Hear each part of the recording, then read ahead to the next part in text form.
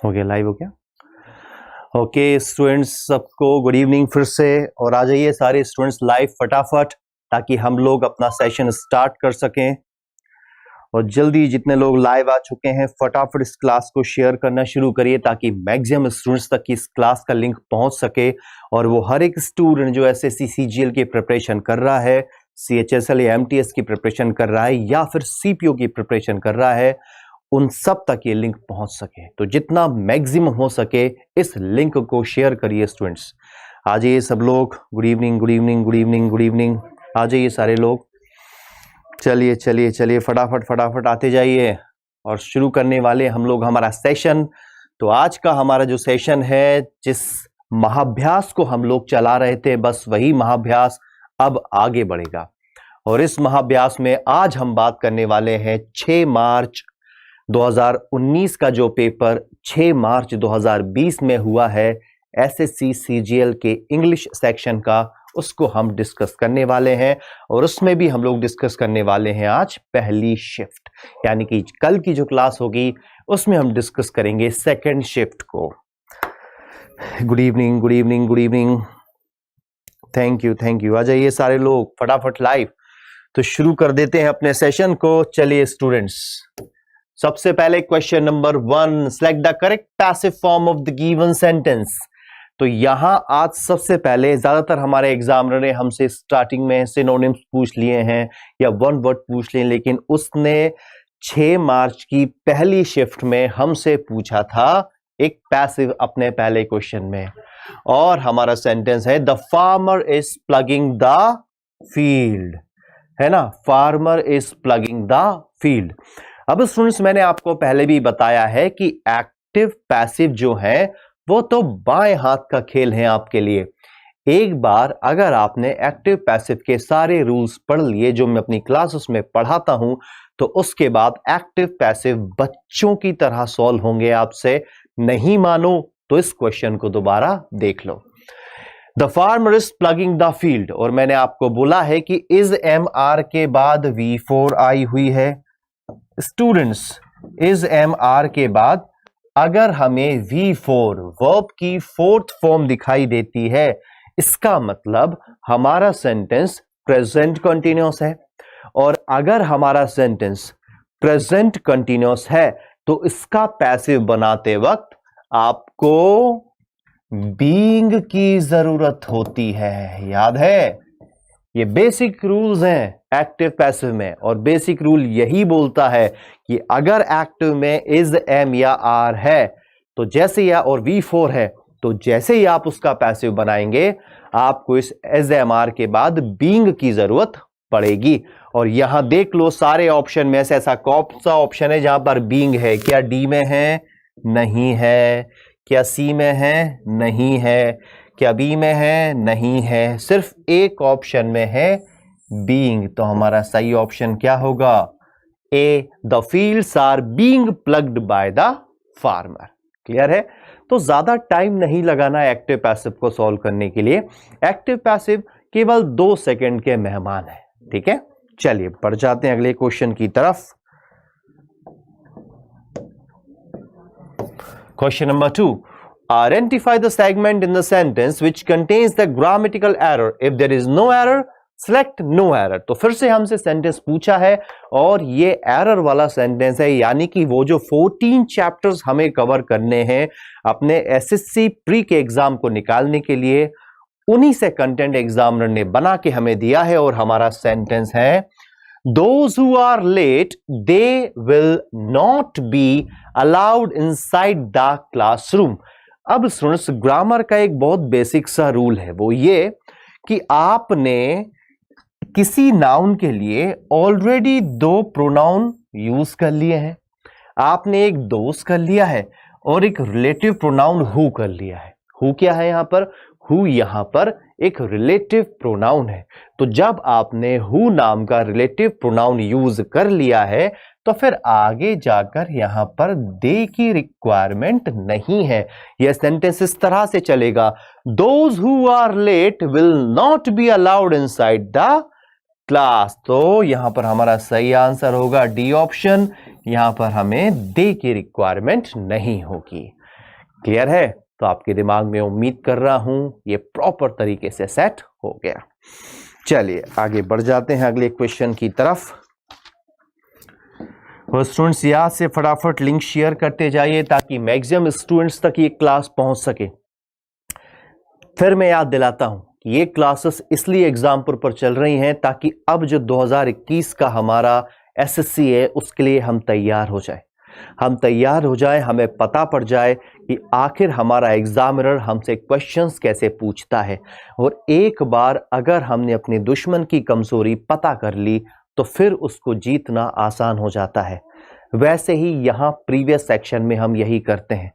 बहुत से स्टूडेंट्स जो है घर पर प्रीवियस लगाते हैं ऑफलाइन, इस क्लासेस से उनको भी बहुत फायदा होने वाला है, क्योंकि अगर उन्होंने इसका वीडियो वॉच किया है कि किस तरह से 2019 में हमसे पूछा गया था तो 2021 के पायदान पर कदम रखने में उन्हें आसानी होगी। चलिए आ जाते हैं अगले सेंटेंस में। Select the most appropriate option to substitute the underline segment in the given sentence, है ना। तो फिर से हमसे पूछा है ग्रामेटिकल पार्ट और ये है इंप्रूवमेंट का सेंटेंस। फिर से याद दिला दूं ये कैसा होता है कि एग्जामिनर एक सेंटेंस लिखता है और उसके किसी पार्ट को वो अंडरलाइन कर देता है और फिर बोलता है कि जिस पार्ट को अंडरलाइन किया जा रहा है उसे 4 ऑप्शन में से कौन रिप्लेस करेगा। ठीक है, अब यहां पर हमारा सेंटेंस है we came back because we had ran out of money.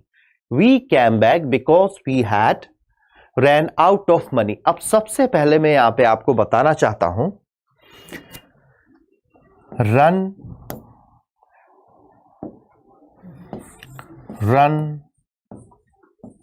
Rain run, है ना। रन के जो फॉर्म होते हैं वो होता है रन वर्ब की फर्स्ट फॉर्म, रैन वर्ब की सेकंड फॉर्म और फिर रन की वर्ब की थर्ड फॉर्म। अब गौर से देखिए हैड के बाद वर्ब की कौन सी फॉर्म आती है? हैड के बाद वर्ब की थर्ड फॉर्म आती है, यानी यहां पर जो रैन है वो तो वर्ब की सेकंड फॉर्म है। क्या हमें इसकी जरूरत है? नहीं है। तो यहां पर वर्ब की थर्ड फॉर्म क्या होगा? यहाँ पे प्रॉब्लम वाली चीज क्या होगी? यहाँ पे प्रॉब्लम वाली चीज होगी वर्ब की सेकंड फॉर्म की, जब हमें क्या चाहिए? वर्ब की फर्स्ट फॉर्म, जो कि होगी ए ऑप्शन में, वी हैड रन। क्लियर? समझ में आया? दिमाग में सेट हो गया। वर्ब एक बहुत बड़ा चैप्टर है आपके एग्जाम का।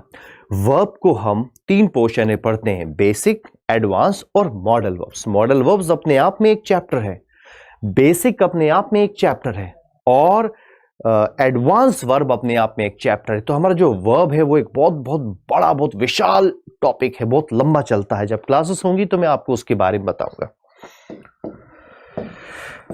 चलिए आ जाइए नेक्स्ट क्वेश्चन नंबर 4 पर। Select the most appropriate antonym of the given word. अब हमें एक वर्ड दे रखा है, हमारा वर्ड है परसिस्ट, है ना।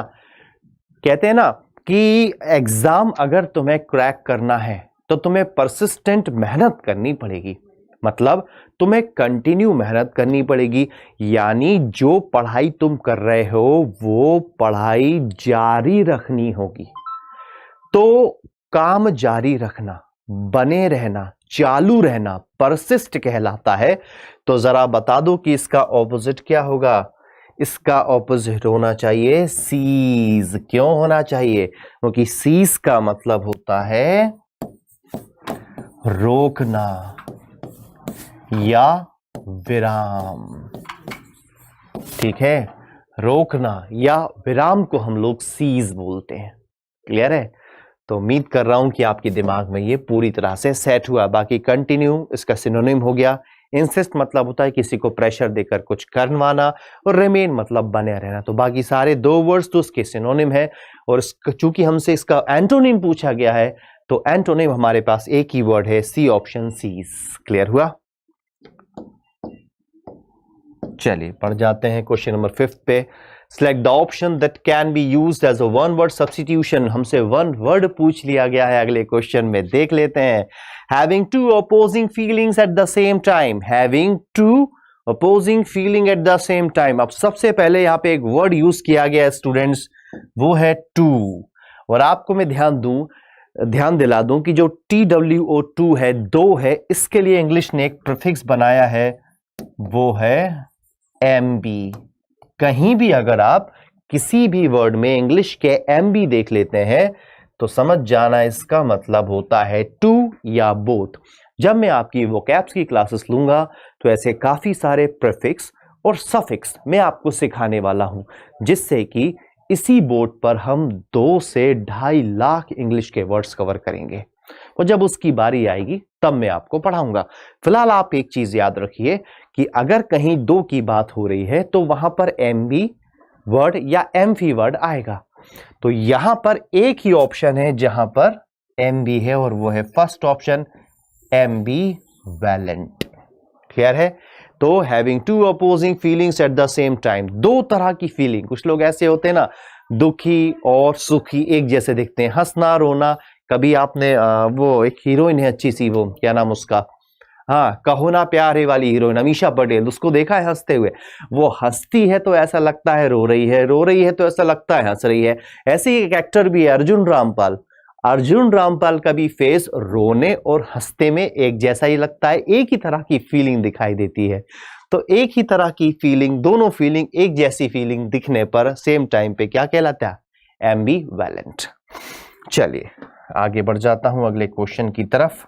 क्वेश्चन नंबर 6 पे, select the correct indirect form of the given sentence. फिर से हमसे नरेशन पूछा है, और एक्टिव पैसिव की तरह नरेशन भी केवल 1 सेकेंड का राजा होता है। देख लेते हैं क्या है हमारा सेंटेंस है, what a rare flower she said. याद है कि मैंने आपको 5 मार्च की फर्स्ट शिफ्ट में बताया था कि किस तरह से डायरेक्ट में अगर what a rare sight, what a beautiful flower, what a marvellous building, इस तरह की नरेशन आती है तो हम उसे कैसे कन्वर्ट करते हैं? हम वहां पर उनके लिए इट और एक एडवर्ब वेरी का इस्तेमाल करते हैं। तो यहां पर हमारा सही आंसर होना चाहिए D option, C she exclaimed. अब एक्सक्लेम्ड क्यों होगा? क्योंकि ये एक एक्सक्लामेटरी सेंटेंस है। और मुझे कैसे पता पड़ा कि एक एक्सक्लामेटरी सेंटेंस है? क्योंकि यहां पर एक्सक्लामेटरी मार्क आया हुआ है, और जहां पर एक्सक्लामेटरी मार्क आता है वो सेंटेंस एक्सक्लामेशन दिखाता है, इसलिए सेंटेंस की शुरुआत भी एक्सक्लेम्ड से की जाती है। क्लियर है? तो हमारा सेंटेंस होगा, she exclaimed that it was a very rare flower. Clear है? चले, तो उम्मीद कर रहा हूं ये भी आपके दिमाग में बहुत बढ़िया तरीके से सेट हो गया है। Select the most appropriate synonym of the given word. अब हमसे सिनोनिम पूछ लिया गया है स्टूडेंट्स, और हमारा जो वर्ड है वो वर्ड है यहां पर ओवेशन, OVATION, ओवेशन। ओवेशन को हिंदी में हम लोग बोलते हैं जय ध्वनि, जय ध्वनि। अब जय ध्वनि क्या होती? कुछ भी हो सकती है। आपने देखा है ना, जो पीरियड मूवीज होती हैं, अकबर की कोई मूवी है या कोई बड़े बड़े महाराजाओं की मूवी है, तो बोलते सब लोग जय हो महाराज की जय हो। तो इस तरह की जो जय ध्वनियां होती हैं, इसमें एप्लॉज भी आ सकती है। हम ताली क्यों बजाते हैं? हम ताली इसलिए बजाते हैं कि हम किसी व्यक्ति को हम प्रेज कर रहे हैं। तो ऐसी हर एक ध्वनि को, ऐसी हर एक साउंड को हम लोग ओवेशन के नाम से जानते हैं। क्लियर है? तो ओवेशन में क्या हो रहा है? किसी की तारीफ की जा रही है, किसी को एप्लॉज दी जा रही है, और हमसे क्या पूछा है? सिनोनिम पूछा है।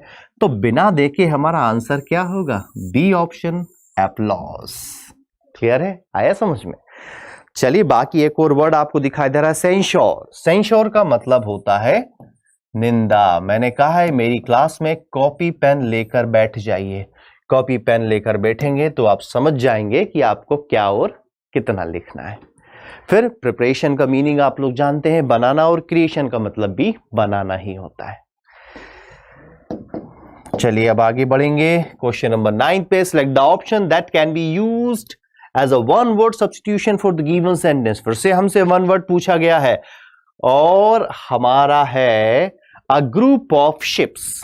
A group of ships. Group of ships को स्टूडेंट्स हम लोग बोलते हैं फ्लीट। क्या बोलते हैं? फ्लीट। यहीं के यहीं याद कर लीजिए, जहाजों का बेड़ा। हिंदी में से क्या बोलेंगे? जहाजों का बेड़ा।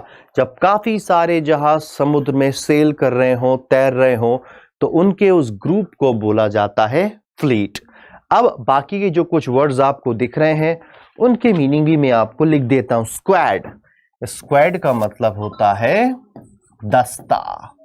किसी भी तरह का, जैसे सैनिकों का दस्ता हो सकता है, दुश्मनों का दस्ता हो सकता है, ग्रुप हो सकता है जो लड़ाई करने जा रहा हो। एक और वर्ड हमें दिखाई दे रहा है स्वैम। स्वैम का मतलब होता है भीड़। स्पेशली स्वैम हम लोग ऐसी भीड़ को बोलते हैं जो अनियंत्रित टाइप की होती है, जैसे कि भाई स्वैम ऑफ मॉस्किटोज, एक साथ मॉस्किटो बढ़ रहे हैं। स्वैम ऑफ बीज, मधुमक्खियों का झुंड आगे बढ़ रहा है, तो उस भीड़ को हम लोग स्वैम दे देते हैं नाम। और कॉलोनी आप लोग अच्छे से जानते हैं। चलिए आगे बढ़ जाता हूं अगले क्वेश्चन की तरफ। Question number 10, select the most appropriate synonym of the given word. और हमारे पास जो वर्ड है वो क्या है? वो है प्रेफर्ड, है ना। अब स्टूडेंट्स, प्रेफर्ड का मतलब होता है किसी चीज के बारे में बढ़ा चढ़ा के बोलना, या बढ़ा चढ़ा के तो नहीं, इस तरह समझिए कि भाई मेरे पास दो लोगों की तारीफ करने के लिए थी और मैंने प्रेफर किया इस पर्सन की तारीफ करना। तो किसी ना किसी तरह से चीजों को बढ़ाना या चीजों को इंपॉर्टेंस देना प्रेफर्ड कहलाता है। तो यहां पर जो उसका सिनोनिम होगा वो होगा हमारा डी ऑप्शन, फेवर्ड। क्लियर है? किसी काम को प्रेफर करना, उसका फेवर करना कहलाता है। और बाकी के जो कुछ वर्ड्स हैं उनके मीनिंग में आपको बता देता हूं। एक वर्ड आपको दिखाई दे रहा है फियर्ड। फियर्ड का मतलब होता है आशंका, है ना। हिंदी में जिसे हम लोग आशंका बोलते हैं, इंग्लिश में उसी को हम लोग फियर्ड बोलते हैं। फिर एक और वर्ड दिखाई दे रहा है कंपेयर्ड। इसका मीनिंग आप जानते हैं, कंपेयर करना, कंपेयर्ड। और एक होता है अडोर्ड। अडोर्ड का मतलब होता है बहुत ही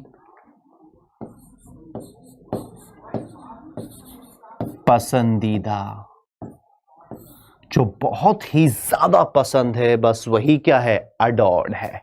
क्लियर? चलिए आगे बढ़ जाते हैं नेक्स्ट क्वेश्चन की तरफ।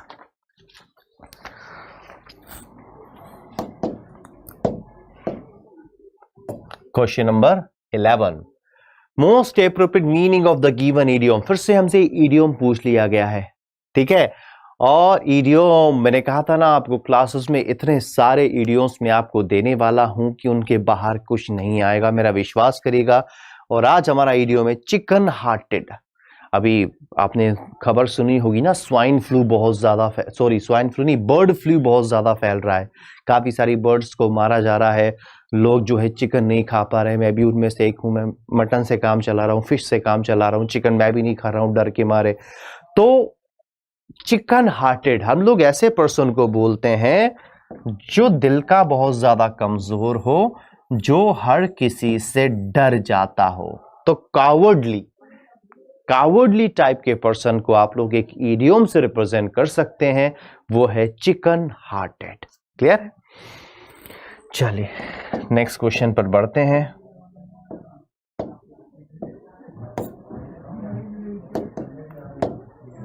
Question number 12, select the most appropriate option to substitute the underline segment. यानी फिर से हमसे इंप्रूवमेंट वाला पोर्शन पूछ लिया गया है और हमारा सेंटेंस है when it started raining I ran to the nearer house for shelter. When it started raining I went to the nearer house for shelter. अब स्टूडेंट्स यहां पर साफ साफ गड़बड़ है डिग्री की। देखिए यहां पे जो डिग्री दे रखी है वो कंपैरेटिव डिग्री दे रखी है, और यहां पर कंपैरेटिव डिग्री की रिक्वायरमेंट है नहीं। वो बारिश में भीग रहा है, वो कंपेयर करके नहीं भागेगा, बल्कि वो जो सबसे पास जगह होगी वहां की ओर भागेगा। वो सबसे मतलब सुपरलेटिव डिग्री की रिक्वायरमेंट है यहां पर। और यहां पर सुपरलेटिव डिग्री क्या है? कौन से ऑप्शन में है? डी ऑप्शन में, द नियरेस्ट हाउस। क्लियर है? तो क्वेश्चन नंबर 12 का हमारा आंसर होना चाहिए D option, the nearest house. Clear है? चलिए बढ़ जाते हैं अगले क्वेश्चन की तरफ फटाक से, बिना टाइम वेस्ट किए। चलिए गुड इवनिंग, आ जाइए सब लोग फटाफट। और भी बढ़ रहे हैं स्टूडेंट्स, और याद से इस लिंक को ज्यादा से ज्यादा स्टूडेंट्स के साथ शेयर करते जाइए। चलिए नेक्स्ट आ जाइए, अगला क्वेश्चन हमें दे रखा है और हमें दे रखा है पैराजंबल। और मैंने तो कहा है कि पैराजंबल भी बहुत इजी होते हैं, बहुत ज्यादा इजी। जो मेरा तरीका है अगर आप उससे चलेंगे तो आपको पैराजंबल कभी परेशान नहीं करने वाला। और यहां पर इस पैराजंबल में जो हमारा आंसर होने वाला है वो होने वाला है डी ऑप्शन, DACB।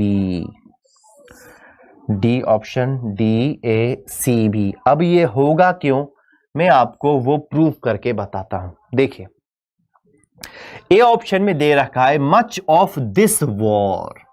दिस यहां पर आया है, इसका मतलब पहले कहीं किसी सेंटेंस में इस लड़ाई के बारे में बोला गया है कि ये कौन सी लड़ाई है, उसी को रिप्रेजेंट करने के लिए दिस आया है। फिर अब आगे बढ़ते हैं। Both sides had dug in deep and each lost many men over little ground. Lost many men यानी वॉर कहीं चल रही है तो पहले वॉर होगी, उसके बाद ही तो ये लोग मरेंगे या फिर ये लोग कहीं छुप के बचेंगे। क्लियर है? तो बी भी हमारा सेंटेंस नहीं हो सकता। फिर सी में देखिए this front, which front, this front यानी पहले कहीं कोई फ्रंट की बात की गई है, कुछ वॉर की बात की गई है, तभी तो सी ऑप्शन में दिस फ्रंट दिया गया है। तो यहां पर एक वॉर की बात की गई है। Andre Maginot had fought a war with the French against the German. तो इस वॉर के बारे में बात की गई है पूरे सेंटेंस में। तो पहला जो है हमारा ऑप्शन, पहला जो है हमारा वर्ड होगा, पहला हमारा सेंटेंस होगा वो होगा डी। अब हमें ये देखना है कि दो जगह डी है तो डी के बाद बी आएगा या डी के बाद है। पहले मैं डी के बाद बी लगाकर देख लेता हूं। Andre Maginot had fought a war with the French against the Germans. ठीक है, अब बी है both sides had dug in deep and each lost many man over little ground. A को देखते हैं। मच ऑफ दिस वॉर, गौर से देखो, जब यहां वॉर की बात है तो प्रेफरेंस सबसे पहले वॉर को दी जाएगी। जब वॉर होगी तभी तो जो है कुछ लोग मरेंगे। तो यहां पर वॉर के लिए दिस वॉर यूज किया गया है, यानी कि डी के बाद बी नहीं आएगा बल्कि डी के बाद आएगा ए ऑप्शन, जहां पर दिस वॉर के बारे में बात की गई है। चलिए आगे बढ़ जाते हैं।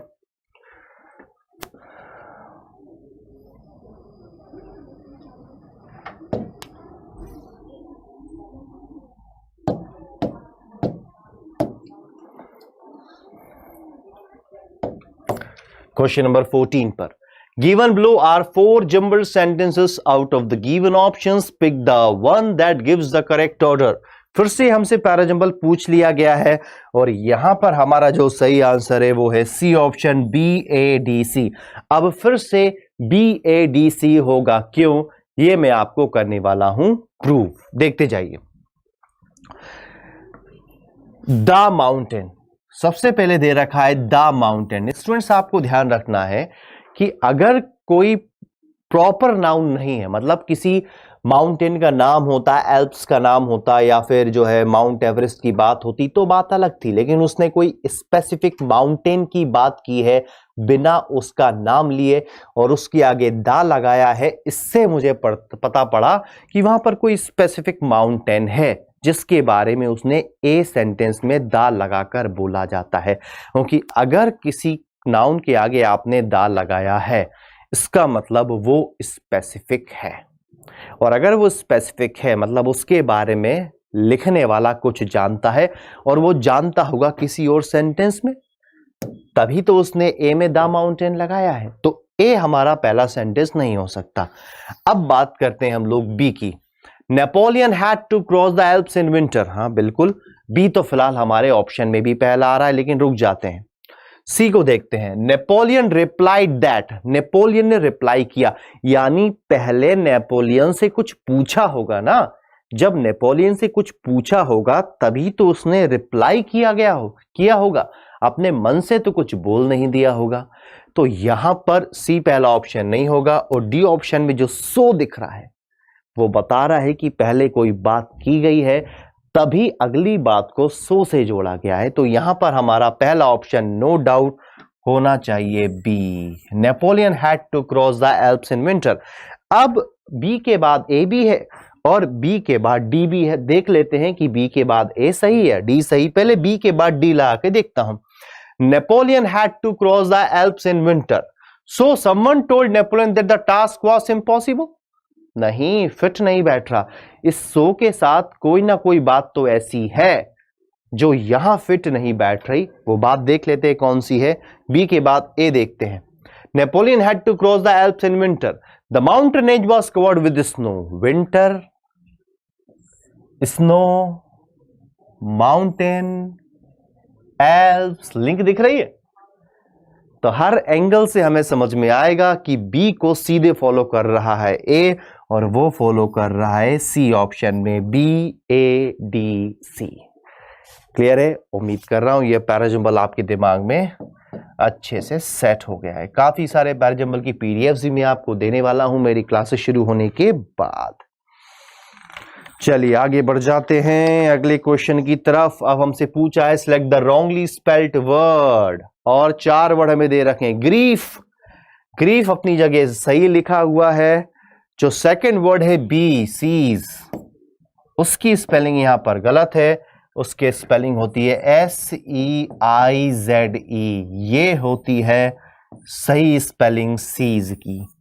इसलिए जो रॉन्गली स्पेल्ड वर्ड है वो है बी ऑप्शन, सीज। बाकी जो वर्ड्स हैं उनके मीनिंग में आपको बता देता हूं। ग्रीफ का मतलब होता है दुख।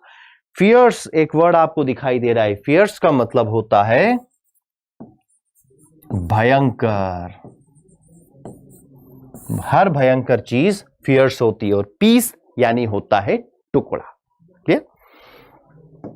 चलिए भाई क्वेश्चन नंबर 16 पर आ जाते हैं। क्वेश्चन नंबर 16 में हमसे फिर से इडियम पूछ लिया गया है और हमारा इडियम है बाय एंड बाय। और 1 सेकंड में से याद रखेंगे कि बाय एंड बाय का मतलब होता है ग्रेजुअली, और हिंदी में इसका मीनिंग होता है धीरे धीरे।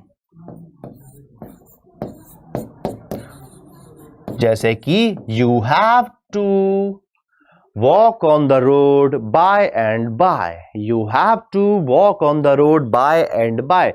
धीरे धीरे रोड पर तुम्हें चलना है, यानी कि तुम्हें असल में ग्रेजुअली चलना है। क्लियर है? तो जो कॉपी पेन लेकर बैठे हैं लिखते जाइएगा जो जो इडियम्स और वन वर्ड्स में आपको बता रहा हूं और जो मीनिंग्स में आपको बता रहा हूं वर्ड्स के, उन्हें भी। अगला क्वेश्चन है select the most appropriate antonym of the given word, और हमारे पास जो वर्ड है वो है ग्ली, GLEE, ग्ली। तो सबसे पहले मैं ग्ली का मीनिंग आपको बता देता हूं। ग्ली का मतलब होता है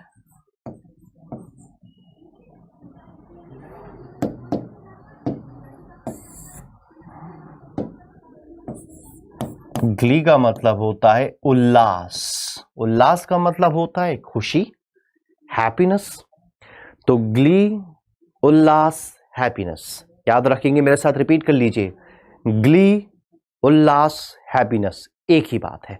तो अगर ग्ली का मतलब होता है उल्लास, हैप्पीनेस, तो उसका ऑपोजिट क्या होगा? इसका ऑपोजिट होगा वो, क्योंकि वो का मतलब होता है दुख। क्लियर है? क्योंकि ग्ली हो गया हैप्पीनेस, उल्लास, तो ऑपोजिट क्या होगा? वो का मतलब होता है दुख। बाकी फन भी खुशी होता है, जॉय भी खुशी होता है, ब्लिस भी खुशी होता है। चलिए नेक्स्ट क्वेश्चन की तरफ बढ़ते हैं। क्वेश्चन नंबर 18 पर select the incorrectly spelled word. Incorrectly spelled word हमसे पूछा गया है क्वेश्चन नंबर 18 में, और यहां पर जो सही आंसर है हमारा वो है सेकंड ऑप्शन। और उसमें जरा सी गड़बड़ है। वो गड़बड़ ये है कि भाई यहां पर ई नहीं, यहां पर ए आएगा। एक्वेंटेंस में टी के बाद ई नहीं बल्कि ए आया करता है। चलिए आगे बढ़ जाते हैं क्वेश्चन नंबर 19 पर। Select the most appropriate option to fill in the blanks. The roof of the old building dash during the storm. अब भैया जो ओल्ड बिल्डिंग है उसकी एक रूफ है, एक छत है। तो बहुत तेज हवाएं चली, तो बहुत तेज हवाएं चली तो हुआ क्या? हुआ ये कि वो बिल्डिंग, छत उसकी कोलैप्स कर गई, धराशायी हो गई। कोलैप्स कर जाना किसी प्रेशर के थ्रू या बहुत ज्यादा हवा जब चलती है ना, तो बड़ी बड़ी बिल्डिंग्स जो होती हैं, बड़े बड़े टावर्स जो होते हैं, वो कोलैप्स कर जाते हैं। तो हमारे लिए जो सही वर्ड यहां पर फिट होगा वो होगा कोलैप्स्ड। क्लियर है? चलिए अब हम चलते हैं हमारे क्वेश्चन नंबर 20 पर। Select the most appropriate option the fill in the blanks. फिर से हमसे फिलअप पूछ लिया गया है। She dash how the magician had perform the rope trick. जब आप स्कूल में थे तो याद करो, स्कूल में जब आप थे और कोई मैजिशियन कोई मैजिक ट्रिक बताता था तो आपको लगता था अरे बाप रे ये कैसे हो गया। तो वो जो अरे बाप रे है वही इंग्लिश में वंडर्ड है। विश्वास ही नहीं होता ना अपनी आंखों पे कि उसने उस पर्सन को खरगोश कैसे बना दिया या उसने अपनी टोपी में से कबूतर कैसे निकाल दिए। तो इन चीजें हमें वंडर करती हैं। तो बस हमारे यहां पे आंसर होगा वंडर। चलिए अब बढ़ जाते हैं हमारे आखिरी क्वेश्चन की तरफ, जो कि हमेशा होता है क्लोज पैसेज, है ना।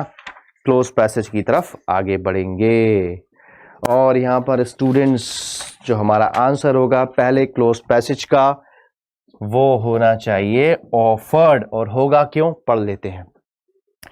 Atlas was made. आपने देखा होगा जो ग्रीस जो देश है तो वहां पर एटलस है। थॉर आपने मूवी देखी होगी ना, थॉर रग्नारोक वगैरह, तो वो सब भगवान है ग्रीस माइथोलॉजी में, नॉर्स माइथोलॉजी उसे बोला जाता है। तो वहां पर एटलस है और कहा जाता है कि एटलस जो है वो धरती का बोझ उठाए हुए है। ठीक है, ऐसा बोला जाता है। हरकुलिस हैं वो भी बोझ उठाए हुए हैं। तो यहां पर हमारी कहानी ऐसे ही शुरू होती है कि Atlas was made to hold the sky up on his shoulders as a punishment. तो हुआ क्या कि एटलस को स्काई को, पूरे ब्रह्मांड को अपने कंधों पर उठाने का पनिशमेंट मिला हुआ है। Once Hercules dash to hold it for Atlas. तो एक बार क्या हुआ, हरकुलिस जो कि एक दूसरे भगवान है नॉर्स माइथोलॉजी में, वो आते हैं और बोलते हैं कि भैया हम जो है ऐसा करते हैं कि हम ये बोझ अपने कंधे पर लेते हैं, जाओ आप कहीं घूम आओ। तो उन्होंने क्या किया, उन्होंने ऑफर दिया। किसने, हरकुलिस ने एटलस को ऑफर दिया कि तुम जाओ जाओ भाई चाय वाय पी के आ जाओ, कुछ खा पी आओ, और तब तक मैं क्या करता हूं, मैं इस स्काई का, इस ब्रह्मांड का जो बोझ है अपने कंधे पर रख लेता हूं। तो यहां पर फर्स्ट फ्लप में क्या वर्ड आना चाहिए, आना चाहिए डी ऑप्शन, ऑफर्ड। चलिए उसके बाद क्या हुआ, offer to hold it for Atlas while the latter went looking dash golden apples. अब क्या हुआ कि जो भैया एटलस थे उन्होंने सोची ठीक है मेरा बोझ तो ट्रांसफर हो गया, तो मैं क्या करता हूं, मैं जो है सोने के एप्पल खाने चले जाता हूं। कहां पर, सोने के एप्पल खाने चला जाता हूं। तो यहां पर हमें एक बेस्ट प्रेपोजिशन चाहिए और वो बेस्ट प्रेपोजिशन होगी A option for. while the latter went looking for golden apples, है ना, गोल्डन एप्पल्स खाने के लिए वो चले गए। तो यहां पर बेस्ट प्रेपोजिशन होगी वो होगी डेस्टिनेशन वाली प्रेपोजिशन। जब प्रेपोजिशंस हम लोग पढ़ेंगे ना तो उसमें बहुत सारे अलग अलग टाइप्स होते हैं, और एक टाइप ये भी होता है कि जो डेस्टिनेशन जब भी हमें रिप्रेजेंट करने की जरूरत होती है तो वहां पर हमारे पास फिक्स्ड डेस्टिनेशन के लिए जो प्रेपोजिशन होती है वो होती है फॉर। जैसे he is leaving for London tonight, तो यहां पर डेस्टिनेशन फिक्स थी तो इसके लिए प्रेपोजिशन भी फिक्स थी जो कि है फॉर। क्लोज पैसेज में जो 5 क्वेश्चन आपसे पूछे जाते हैं उनमें 1 या 2 क्वेश्चन हमेशा प्रेपोजिशन डिपेंडेंट होते हैं। इसलिए क्लोज पैसेज को सॉल्व करने के लिए 3 चैप्टर आपको बहुत अच्छे से पढ़ने होते हैं। पहला वर्ब, दूसरा प्रेपोजिशन और तीसरा कंजंक्शन। ये 3 चैप्टर आपके क्लोज पैसेज की बैकबोन बनाते हैं। अगर इन 3 चैप्टर्स पर आपका कमांड नहीं है तो फिर आप परेशान होने वाले हैं। वो क्लोज पैसेज आपको बहुत परेशान करेगा। चलिए आ जाते हैं नेक्स्ट क्वेश्चन की तरफ। 23 When Atlas returned, अब भैया एप्पल वेप्पल खा लिए उन्होंने और एप्पल खाने के बाद वापस आ गए। Return, he saw Hercules dash hard to hold the sky। अब भाई देखो, आज से पहले वो बोझ उठाते थे कौन? एटलस। एटलस गए गोल्डन एप्पल खाने, बेचारे जो है हमारे एटलस हरकुलिस भैया को फंसा गए। अब वो ये देख रहे हैं कि हरकुलिस भैया एप्पल खाए आए, लेकिन जो हरकुलिस भैया उठाए बैठे हुए हैं तो उनको बहुत ज्यादा बोझ लग रहा है, उनको बहुत ज्यादा परेशान हो रहे हैं, है ना। तो ही so Hercules dash hard to hold the sky, तो यहां पर होगा टैकलिंग। जो टैकल कर रहे थे ना, जो उठा रहे थे, उसको वो उठाते वक्त बहुत परेशान हो रहे थे, क्योंकि ब्रह्मांड का बोझ बहुत ज्यादा था। अब ये तो अपने एप्पल खाने चले गए, लेकिन बेचारे हरकुलिस भैया फंस गए, क्योंकि पनिशमेंट थी।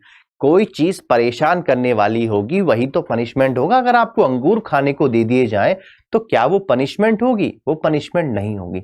तो पनिशमेंट तो ऐसी कोई चीज हो सकती है जो हमें परेशान करती होगी। चलिए, तो यहां पर हमारा सही ऑप्शन क्या होगा? टैकलिंग होगा।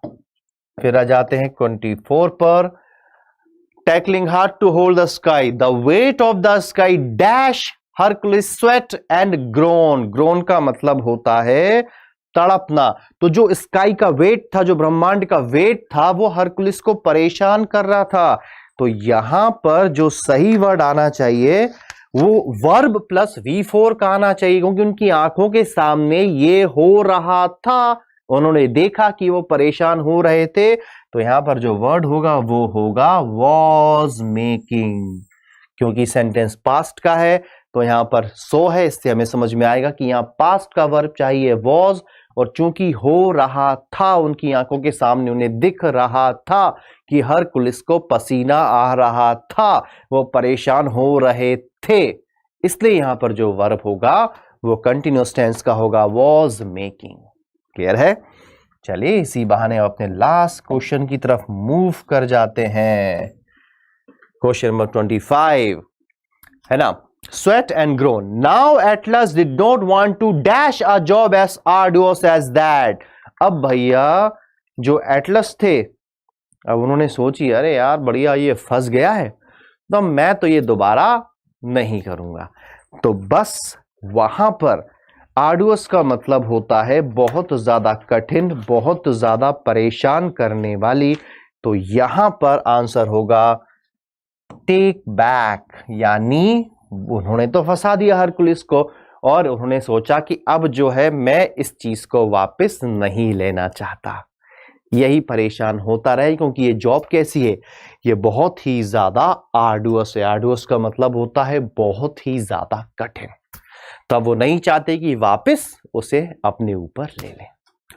तो स्टूडेंट्स, यहां पर आज फिर हमारा ये सेशन खत्म होता है, और अगले सेशन में फिर से आपको तैयार रहना है, यानी कल रात को 9 बजे।